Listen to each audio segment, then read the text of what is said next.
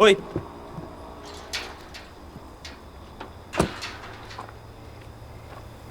Bakit? Huwag ka nang babalik, ah. Teka, bakit ka ba galit sa akin? Si Jinho yung naglalagay kay Joey sa panganib, hindi ako. Anong Jinho?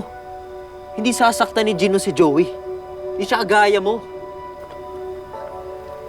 Ano? Ang bilis mo nun makalimot. Di ba nireject mo si Joey? Ano, wala lang siya. Biglang concerned ka na. Kapal na mukha mo.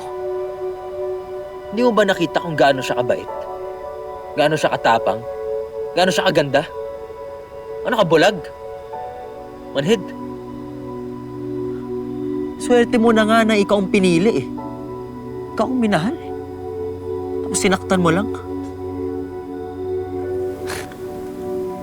So, ito pala yung issue mo. Na ako yung pinili, Oo! hindi ikaw. Dahil kung ako yun, hindi ko siya papaiyakin.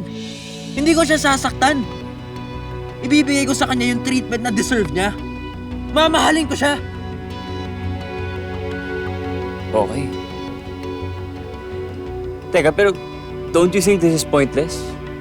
Kasi habang nagtatalo tayo, habang ganyan ka sa akin, iba yung lalaking kasama niya. Ano sinasabi mo? Kasi ikaw na rin nagsabi na hindi kayang saktan ni Jinho si Joey. Pero baka iba yung gawin niya.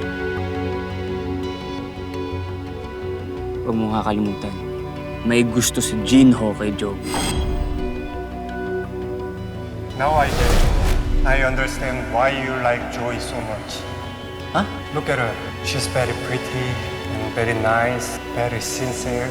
You know, when she smiles at you, you can't say no to her.